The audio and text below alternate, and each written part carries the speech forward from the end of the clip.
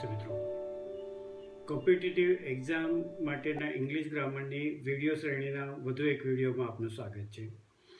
આ વિડીયોમાં આપણે મોડલ ઓક્ઝિલરીઝ એટલે કે સહાયક ક્રિયાપદોની વાત કરીશું.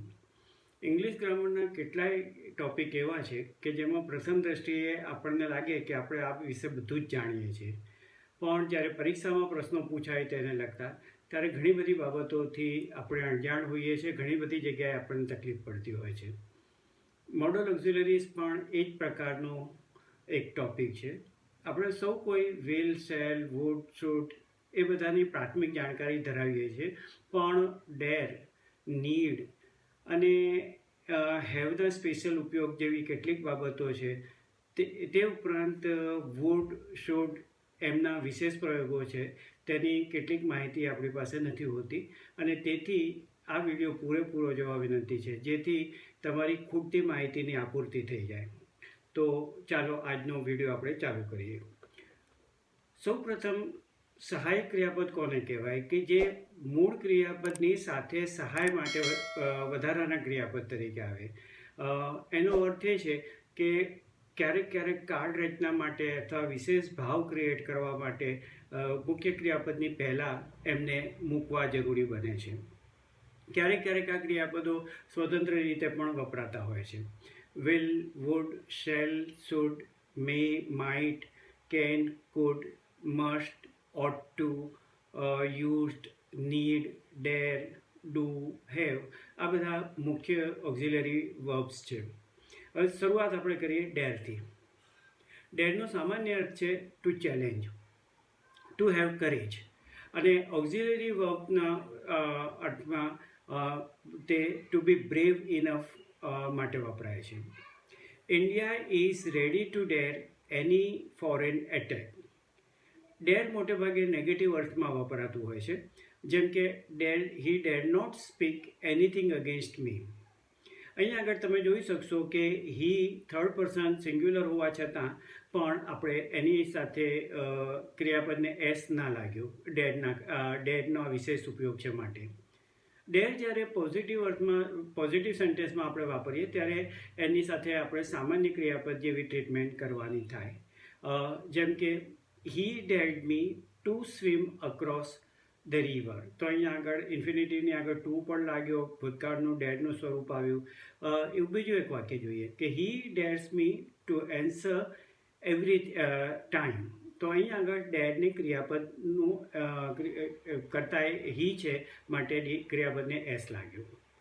સામાન્ય રીતે વિશેષ ઉપયોગમાં થર્ડ પર્સનમાં પણ આપણે એસ લગાવતા નથી, એવું આપણે પહેલાં એક્ઝામ્પલમાં જોયું. એક બીજું વધારાનું ઉદાહરણ જોઈએ કે હી ડેડ નોટ ટેક સચ અ સ્ટેપ. તો અહીં આગળ બે બાબતો ધ્યાનમાં રાખવા જેવી છે કે એક તો ડેડને એસ નથી લાગ્યો અને બીજું ટેકની આગળ ઇન્ફિનિટિવ હોવા છતાં ટુ નથી લાગ્યું. ડેર જ્યારે ડુ વિના આવે ત્યારે ઇન્ફિનિટીવની આગળ ટુ ના આવે અને એને થર્ડ પર્સનમાં એસ ના લાગે. પણ જ્યારે ડુ એની સાથે મુકાયું હોય પ્રશ્નાર્થ બનાવવા માટે અથવા નકારાત્મક વિધાન બનાવવા માટે, ત્યારે તેની સાથે આપણે ઇન્ફિનિટિવ્સમાં ટુ લગાવવું હોય તો લગાવી શકીએ અને ના લગાવવું હોય તો ના લગાવીએ તો પણ ચાલે. જેમ કે he don't dare talk with me, તો ત્યાં ટોકની આગળ ટુ નથી મૂક્યું. એ જેટલું વિધાન સાચું છે તેટલું જ વિધાન he don't dare to talk with me એ પણ ચાલે. બંને વિધાનો ટૂંકમાં સાચા છે. નીડ એક્ઝેક્ટલી ડુની ડેરની જેમ જ આપણે વાપરીએ છીએ. અર્થમાં નેસેસિટી હોવી, ઓબ્લિગેશન હોવું, જરૂર હોવી એવા અર્થમાં આપણે નીડને વાપરીએ છીએ. અહીં પણ ડુ સાથે અથવા ડુ વિના એને વાપરી શકાય છે અને અહીં પણ ડેડની જેમ થર્ડ પર્સનમાં એસ લાગતો નથી. હી નીડ નોટ ટેક સચ અ સ્ટેપ. તો તમે જોઈ શકશો કે નીડ્સ નથી આવ્યું, અહીં નીડ આવ્યું અને સાથે સાથે ટેકની આગળ ટુ નથી લાગ્યું. પણ જ્યારે તમે ડુની સાથે એને વાપરો છો તો ડેરની જેમ જ do you need to take any step, અહીં ટુ લગાડ્યું આપણે. ટુ ના લગાડતા તો પણ ચાલે, પણ મોટા ભાગે આપણે લગાડતા હોઈએ છીએ. ઓક્ઝિલરી નીડનો ઉપયોગ આપણે નેસેસિટી અથવા ઓબ્લિગેશન દર્શાવવા માટે કરીએ છીએ. નકારાત્મક અને પ્રશ્નાર્થ વિધાનોમાં ડુ વિના એનો આપણે ઇન્ફિનિટિવમાં ટુ વિના એનો ઉપયોગ કરીએ છીએ. જેમ કે નીડ આઈ રાઇટ હિમ, તો અહીં નીડ એ વિશેષ અર્થમાં વપરાયું, ઓક્ઝિલરીના અર્થમાં વપરાયું, અને માટે ટુ રાઇટ આપણે નથી લખ્યું, રાઇટ લખ્યું. એવી જ રીતે she need not go there, આવું કંઈક વાક્ય હોય તો અહીં પણ એસ નથી લાગ્યો, કારણ કે આ પણ એનો વિશિષ્ટ ઉપયોગ છે. પણ જ્યારે ડુ યુ નીડ આપણે લખીએ ત્યારે ટુ લખીએ એની સાથે એ આવકારદાયક છે. નથી લખતા તો ચાલે, પણ મોટાભાગના કિસ્સાઓમાં લખાતું હોય છે, માટે લખીએ. હવે આપણે આવીએ બીજા ક્રિયાપદ પર, યુઝ ટુ. યુઝ ટુ બે રીતે વપરાય છે, એક પ્લેન યુઝ ટુ અને બીજું ટુ બીનું રૂપ અને યુઝ ટુ. જ્યારે ખાલી યુઝ ટુ આપણે વાપરીએ ત્યારે ભૂતકાળની કોઈ આદતરૂપ ક્રિયા છે એ દર્શાવવા માટે આપણે એને વાપરતા હોઈએ છીએ. અને ટુ બીના રૂપની સાથે વાપરીએ ત્યારે થી ટેવાયેલા હોવું એ અર્થમાં યુઝ ટુનો ઉપયોગ થાય છે, અને એ વર્તમાન કાળમાં પણ વાપરી શકાય છે. એક્ઝામ્પલથી સમજીએ. I used to get up very early when I was in college. તો આ પાસ્ટ ટેન્સનું સેન્ટેન્સ છે, ભૂતકાળની આદત છે વહેલા ઉઠવાની, માટે તમે યુઝ ટુ અને પછી મૂળ ક્રિયાપદ વાપર્યું. હવે જોઈએ આપણે ટુ બીના રૂપવાળું use to. I am use to cold water bath. આ વર્તમાન કાળનું વિધાન છે, અને અહીં આગળ તમે ઉપરના વિધાનની સરખામણી કરો તો આઈ પછી કરતાં પછી ટુ બી રૂપ એમ વપરાયું, અને માટે અહીં આગળ અર્થ બદલાઈ ગયો કે થી ટેવાયેલા હોવું, ઠંડા પાણીથી સ્નાનથી ટેવાયેલા હોવું, એ અર્થમાં આ વાક્ય બન્યું. I am use to cold water bath. બંને વિધાનોને ફરીથી એકવાર ચેક કરી લો કે I use to get up early when I was in college એ ભૂતકાળની ક્રિયા છે, માટે આઈ કરતાં પછી સીધું યુઝ ટુ તમે વાપર્યું. જ્યારે નીચેનું વાક્ય છે એમાં આઈ am use to cold water બાથ, તો ત્યાં આગળ કરતાં પછી તમે ટુ બીનું રૂપ વાપર્યું, કારણ કે આ વર્તમાનની ઘટના છે અને થી ટેવાયેલા એ અર્થમાં વપરાયું. વિલ. વિલનો સામાન્ય ઉપયોગ આપણે ભવિષ્યકાળની રચના માટે કરીએ છીએ, એ સર્વવિદિત છે. પણ wish, invitation, choice, request, command, habit, agreement, આ બધા અર્થોમાં પણ આપણે વિલનો ઉપયોગ કરી શકીએ છીએ. Let's see how. વિશ.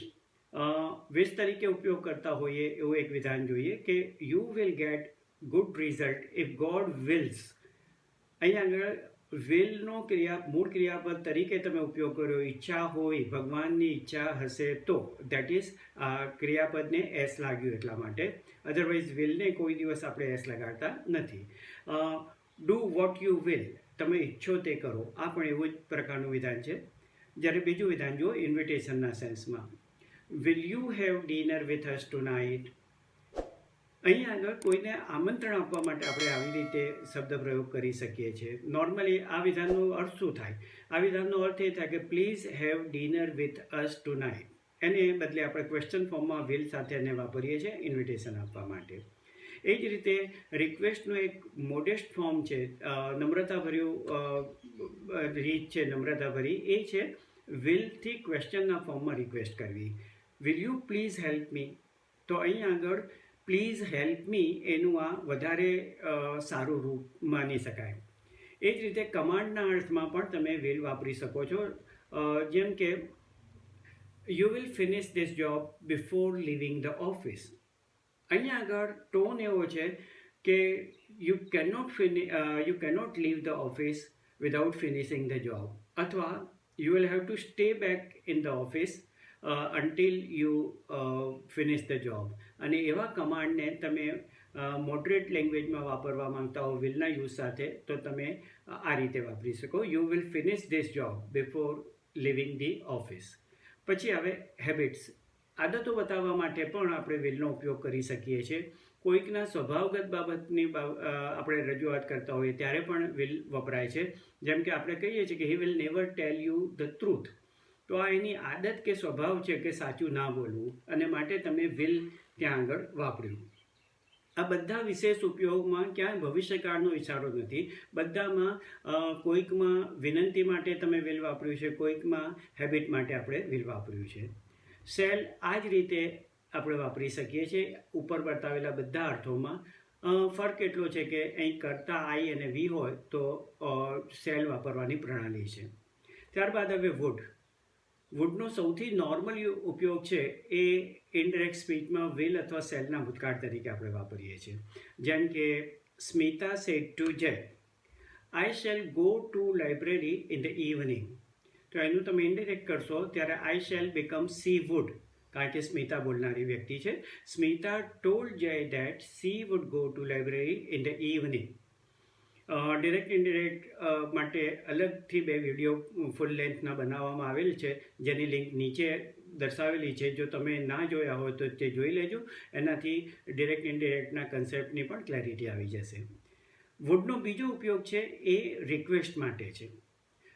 જે રીતે આપણે વિલ વાપરીએ છીએ રિક્વેસ્ટ માટે ક્વેશ્ચન ફોર્મમાં, એક્ઝેક્ટલી તે જ રીતે વિલના સ્થાને વુડ વાપરી શકાય.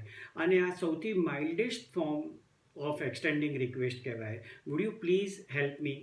તો એ રીતે પોલાઇટ રિક્વેસ્ટ માટે આપણે એ વાપરી શકીએ. પછી હવે ડિટર્મિનેશન, કોઈક બાબત નિશ્ચયાત્મક રીતે આપણે કહેવી હોય તો પણ આપણે વુડ વાપરી શકીએ. He would do that way only once he has decided. તો આ વાક્યમાં વુડનો અર્થ એ થયો કે ચોક્કસપણે આવી જ રીતે અમુક રીતે જ વર્તે એ દર્શાવવા તમે અહીં બીજા કોઈ ક્રિયાપદને બદલે વુડ વાપર્યું. એ રીતે વિશ દર્શાવવા માટે પણ એક્સક્લેમેટરી સેન્ટેન્સીસમાં આપણે વુડનો ઉપયોગ કરીએ છીએ. જેમ કે પરીક્ષામાં પૂછાતા કેટલાક વાક્યોમાં આઈ વિશ આઈ વુડ બી ધેર, એવા પ્રકારના વાક્યો આપણે જોયા છે. Would that we were butterflies, આ પણ એક ઉદ્ગારજનક વાક્ય છે, એમાં પણ આપણે વુડ વાપરેલું છે. તો ક્યારેક ક્યારેક આપણે ઇફ ઓનલી સાથે હોપલેસ વિશ માટે વુડ વાપરીએ છીએ. ના, હોપલેસ વિશ એટલે એવી ઈચ્છા કે જે કદી પૂર્ણ ના થવાની હોય, ઘટના બની ગઈ હોય અથવા એવું શક્ય ના હોય જેની આપણે કલ્પના કરી રહ્યા હોઈએ, ત્યારે આપણે ઇફ ઓનલી સાથે આ પ્રયોગ કરીએ છીએ.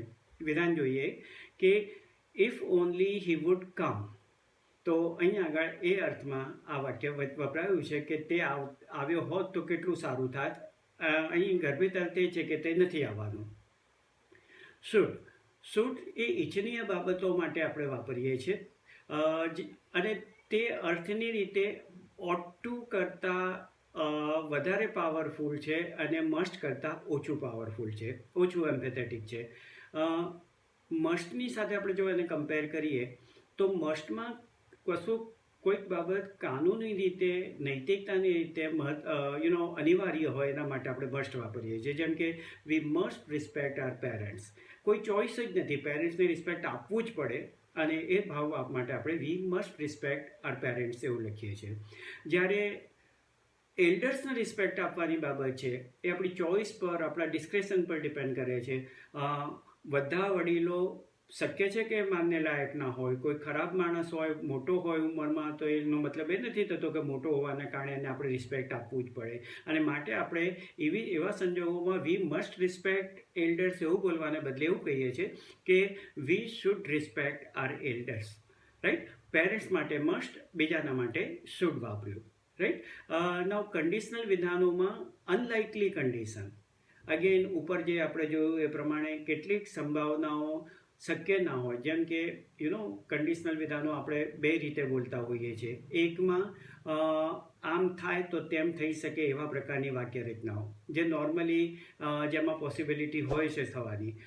જ્યારે ક્યારેક આપણે કોઈક સંજોગોમાં એવું બોલીએ છીએ કે આમ મેં કર્યું હોત તો તેમ થાત, હવે તમારી પાસે ઓપોર્ચ્યુનિટી નથી, વાત વીતી ગઈ છે અને એવું જ શક્ય નથી. તો એવી પરિસ્થિતિ બતાવવા માટે અનલાઇકલી કન્ડિશન માટે આપણે શુડને વાપરી શકીએ છીએ કે should it rain today, it will be pleasant in the evening. આપણે આ વાક્ય ક્યારે બોલીએ કે જ્યારે સાંજે વરસાદ આવવાનું કોઈ સંભાવના જ ના હોય, ત્યારે એ અનલાઇકલી કન્ડિશન માટે આપણે બોલીએ છીએ. તે જ રીતે ઈચ્છાની અભિવ્યક્તિ માટે પણ આપણે શુડનો ઉપયોગ કરીએ છીએ. જેમ કે I did not like that he should join the company. તો ત્યાં આગળ he should join the company, એણે કંપની જોઈન કરવી જોઈએ એવા ભાવમાં નથી. અહીં આગળ તમારી ઈચ્છા છે કે એ જોઈન ના કરે એ દર્શાવવા તમે લાઇકની સાથે એનું કોમ્બિનેશન શુડનું બનાવ્યું. બીજું એક વિધાન જોઈએ કે she wish that you should not leave her alone. તો અહીં પણ એની ઈચ્છા અને તમારા વાક્યમાં તમે શુડ વાપર્યું, બરાબર. એટલે લાઇકની સાથે શુડ અને વિશની સાથે શુડ વાપરી શકાય, અને એ જ રીતે એક્સપેક્ટની સાથે પણ તમે શુડ વાપરી શકો. દેન કમ્સ અપેક્ષા. અપેક્ષાઓ માટે પણ આપણે આવી રીતે આ વિધાન કરી શકીએ, આ શુડનો ઉપયોગ કરી શકીએ. જેમ કે કોઈક આપણને કહીને ગયું હોય કે 1 કલાકમાં તે આવશે, અને અત્યારે 4 વાગ્યા હોય, તો આપણે એમ કહી શકીએ કે ભાઈ એ 5 વાગ્યા આવી જશે. તો એના માટે આપણે he will come here by 5 o'clock એમ કહેવાને બદલે આપણે એવું કહીએ કે he should be here by 5 o'clock, તો વધારે સારું લાગે. Lest, LEST, lest. લેસ્ટનો અર્થ થાય રખેને. આશંકા વ્યક્ત કરવાની બાબત હોય અને એને પર્પઝની સાથે, હેતુની સાથે તમારે દર્શાવવાનું હોય, તો પણ શુડનો બહુ પોપ્યુલર ઉપયોગ છે. જેમ કે be careful lest you should catch infection. કાળજી રાખજો કે જેથી તમને ઇન્ફેક્શન ન લાગી જાય. તો અહીં આગળ શુડ એ અર્થમાં વપરાયું. ત્યારબાદ હવે મસ્ટ. મસ્ટનો ઉપયોગ નેસેસિટી, ઓબ્લિગેશન અથવા સર્ટેનિટી, ચોક્કસતા, એના માટે આપણે એનો ઉપયોગ કરીએ છીએ. વિધાનો જોઈએ. You must work hard two qualify for the interview. તો અહીં આગળ તમારે ક્વોલિફાય થવું હોય ઇન્ટરવ્યૂમાં, તો હાર્ડ વર્ક કરવાની આવશ્યકતા છે, નેસેસિટી છે. માટે તમે હાર્ડ વર્કની સામે મસ્ટનો ઉપયોગ કર્યો, મસ્ટ વર્ક હાર્ડ, એ રીતે. We must respect our parents.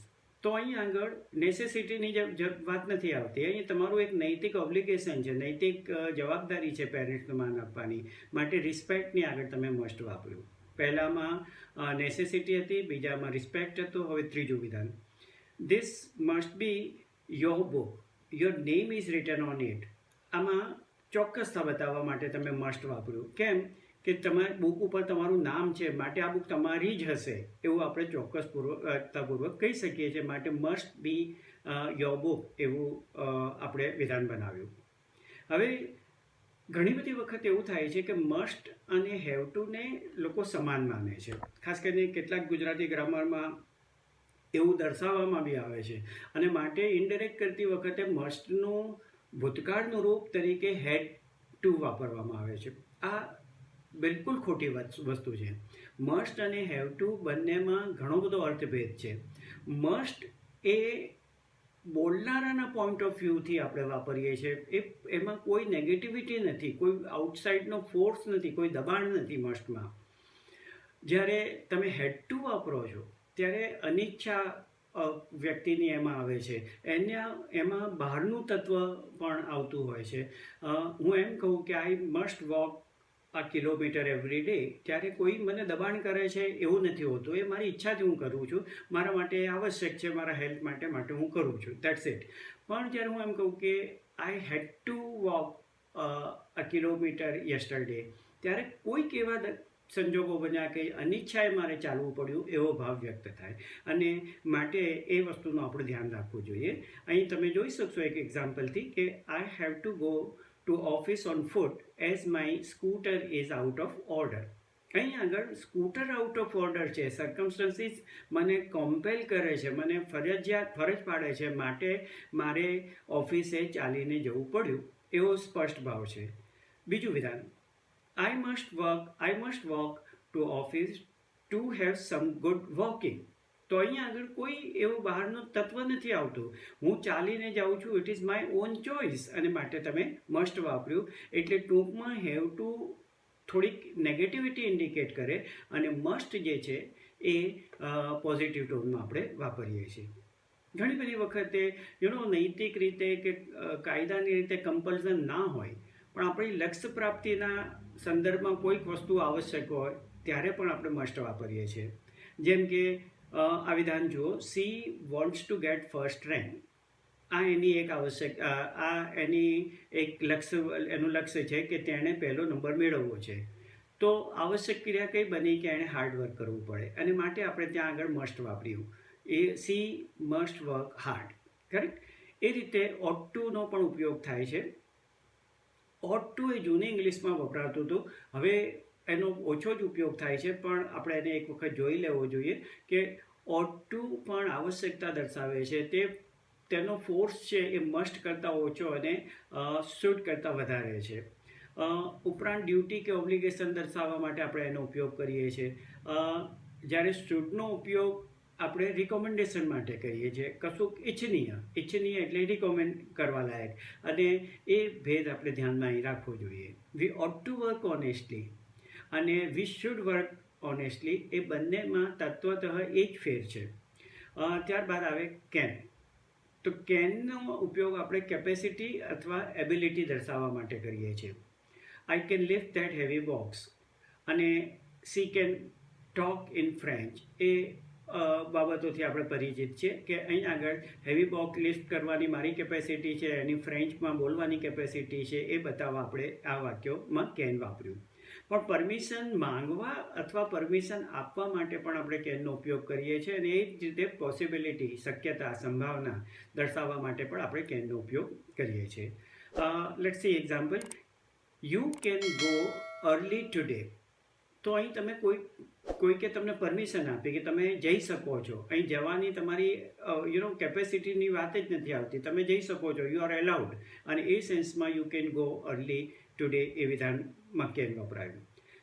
બીજું એક વિધાન જુઓ કે some people can be source of trouble.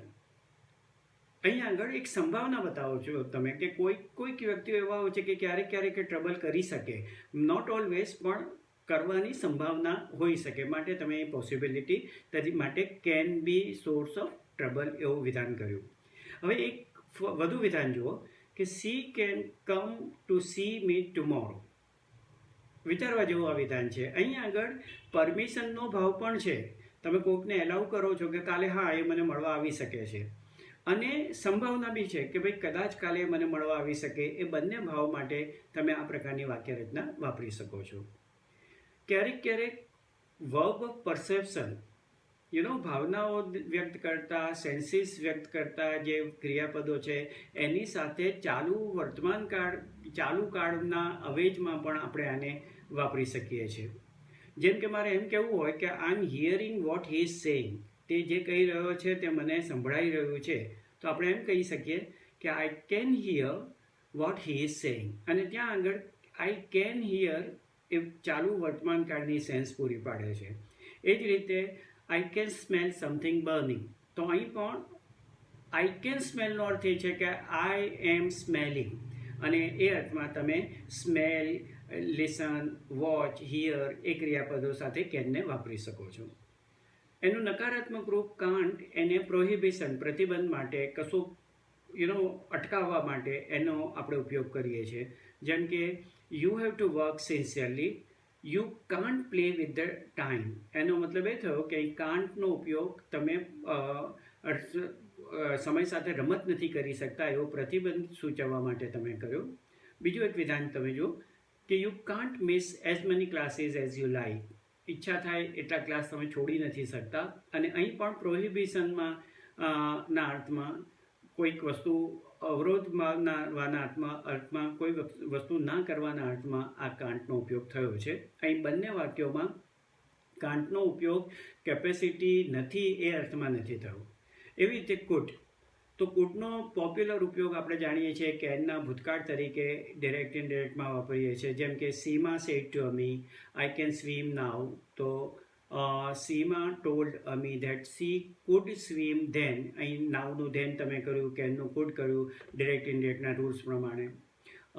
પછી એ જ રીતે ભૂતકાળની આદતો, ભૂતકાળની કોઈ સંભાવના દર્શાવવા માટે પણ તમે કુડનો ઉપયોગ કરી શકો છો. જેમ કે I food visit my friend every Sunday van I was in Mumbai. તો આ પણ ભૂતકાળની વાત છે, જ્યારે હું મુંબઈમાં હતો ત્યારની, અને માટે આપણે અહીંયા આગળ કેનનું ભૂતકાળ કુડ વાપર્યું કે એ સમયે હું મારા મિત્રોને દરેક સન્ડે મળી શકતો હતો. વર્તમાનની કોઈ સંભાવના હોય તો એ દર્શાવવા માટે બી તમે કુડ વાપરી શકો છો. આ થોડુંક નવું એટલા માટે કે નોર્મલી આપણે આ રીતે વાપરતા નથી. Don't take paracetamol. Don't take paracetamol too often without doctor's advice. It could severely damage your kidneys. તો અહીંયા આગળ વાત વર્તમાન કાળની છે, પણ એક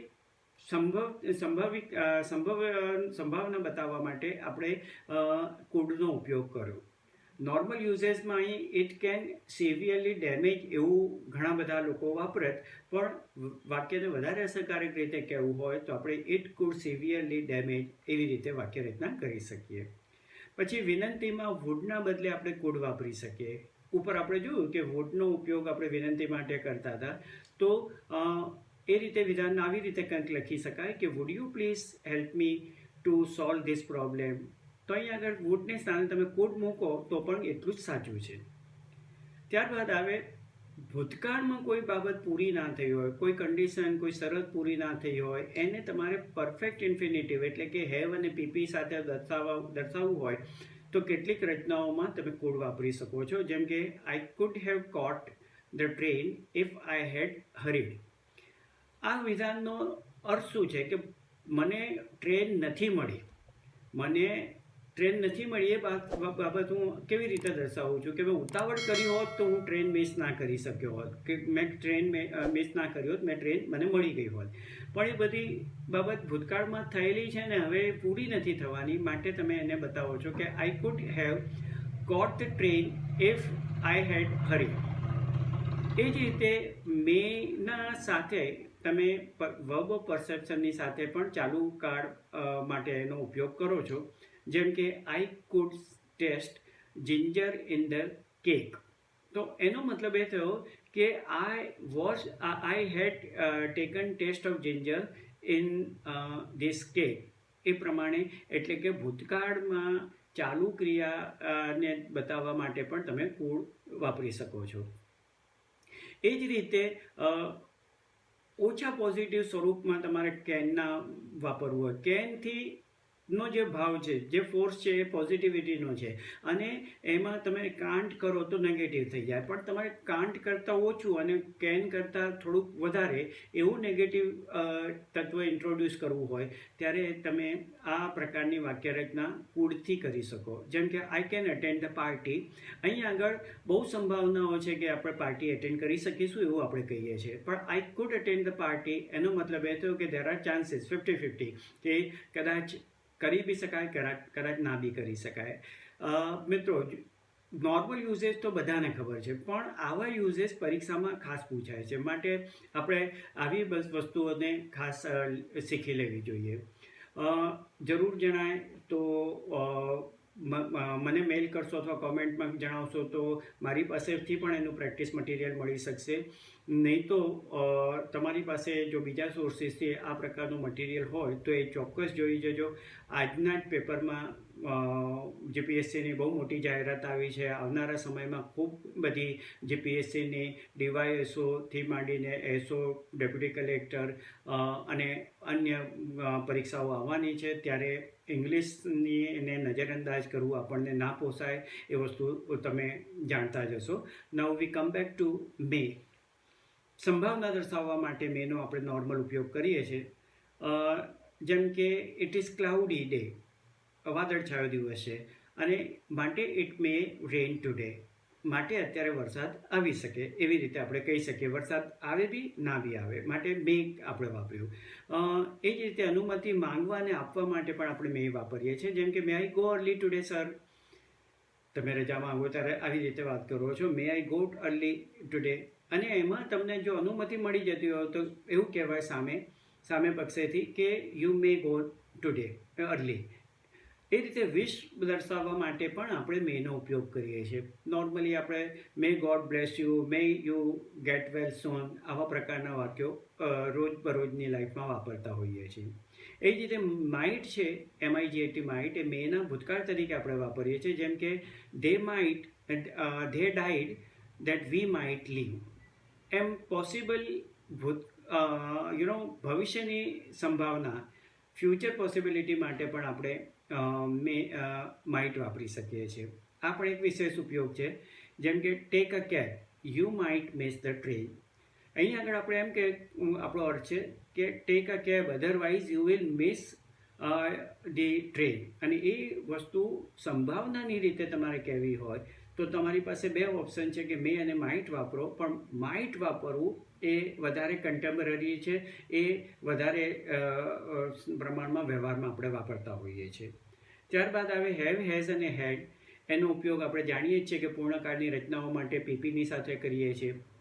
We have finished the job like that, અને we had gone before, they had gone before you came. એ જ રીતે માલિકી સૂચવવા માટે પણ આપણે બહુ પ્રાઇમરી સ્કૂલના સમયથી હેઝનો ઉપયોગ અને હેડનો ઉપયોગ કરીએ છીએ. જેમ કે રશ્મિ પાસે કાર છે તો એ કહેવા માટે આપણે કહીએ છીએ કે રશ્મિ હેઝ અ કાર. ઉપરાંત take, get, give, receive, experience, encounter, આ બધા અર્થોમાં બી આપણે હેવનો ઉપયોગ કરી શકીએ છીએ. ઘણી બધી વખતે આપણે આવું વાક્ય સાંભળીએ છીએ કે I have head dinner little earlier today. તો ત્યાં આગળ એક હેવ છે એ સહાયક ક્રિયાપદ છે અને એના પછી આવેલું હેડ છે એ મૂળ ક્રિયાપદ તરીકે ગેટના અર્થમાં છે. એટલે કે આઈ હેવ હેડ માય ડિનરનો મતલબ એ થયો કે I have taken my dinner, I have got my dinner. એ રીતે તમે હેવનો વિશેષ ઉપયોગ કરી શકો છો. વી હેવ લંચ એટ 1, એનો મતલબ વી ટેક લંચ એટ 1, એવી રીતે થઈ શકે. એ જ રીતે she had a letter from her father last week. તો અહીંયા આગળ હેડનો અર્થ રિસીવ્ડ એવી રીતે થઈ શકે. She received a letter from her father last week. અને ત્રીજું કે we are having a party tonight, એટલે we are giving party tonight. આ કેટલા ડિફરન્ટ યુઝેસ છે. નોર્મલી આપણને ગુજરાતી ગ્રામરોમાં ભાગ્યે જ જોવા મળતી આ વાક્ય રચનાઓ છે અને માટે આના ઉપર આપણે વિશેષ ધ્યાન આપવું પડે. એ જ રીતે પોઝિટિવ વર્બ તરીકે આપણે હેવ, ગોટ અને મેક પણ 10th અથવા 12th લેવલ પર ભણી ચૂક્યા છીએ. તો અહીંયા આગળ હેવ આપણે મહેનતાણું આપીને કશું કામ કરાવીએ એ અર્થમાં વાપરતા હોઈએ છીએ. અને અહીં એનો એક ઉપયોગ આવી રીતે થઈ શકે કે I had my house painted, મતલબ કે I engage somebody by paying some money to paint my house, right. તો એવી વાક્ય રચનાને સરળતાથી તમારે કહેવી હોય તો I had my house painted એમ કહી શકાય. We have a maid to clean our house. એનો મતલબ એ થયો કે ઘર સાફ કરવા માટે આપણે એક કામવાળા બહેન રોકેલા છે, એમ જેમને આપણે પેમેન્ટ કરીએ છીએ, માટે અહીંયા આગળ હેવ એ અર્થમાં આવ્યું. એ જ રીતે ઓબ્લિગેશન અને કમ્પલ્સન દર્શાવવા માટે પણ આપણે હેવનો ઉપયોગ કરીએ છીએ. જેમ કે I have to go to office on Sunday for some important work. એનો મતલબ એ થયો કે મારી ઈચ્છા તો નહોતી પણ કામના કારણે મને ફરજ પડી અને મારે જવું પડ્યું, માટે હેવ ટુ. એ જ રીતે he has to work hard to make both ends meet. એને ઘરનું પૂરું કરવા માટે ખૂબ મહેનત કરવી પડે છે. ત્યાં તમે હેવનું યોગ્ય રૂપ કરતાં હીની સાથે હેઝ ટુ વાપર્યું. અને આમ આપણે સહાયક ક્રિયાપદોની ચર્ચા અહીં પૂરી કરીએ છીએ. આશા છે કે આ ચર્ચા તમને ખૂબ ઉપયોગી થશે. આ ચર્ચાની અંદર કેટલાય વિશેષ ઉપયોગ આપણે જોયા. મોટાભાગના વાક્યો કોઈને કોઈ પરીક્ષામાં પૂછાયેલા વાક્યો છે અને માટે આ ટૉપિકને પણ જરા પણ ઇગ્નોર કરવો આપણને પોસાય નહીં. અને તેથી એ વિશે વિશેષ ધ્યાન આપજો. એના વિશે કંઈક પ્રેક્ટિસ મટીરિયલ મળતું હોય તો પ્રેક્ટિસ કરી લેવી જોઈએ. ના મળતું હોય તો તમને એ મટીરિયલ મારા તરફથી પણ મળી શકશે. અને માટે આ વિડીયોને લાઈક અને શેર કરી અને ચેનલને સબસ્ક્રાઈબ કરવાનું ભૂલતા નહીં. તો હવે પછીના વિડીયોમાં મળીએ. ત્યાં સુધી જય હિન્દ, જય જય ગરવી ગુજરાત.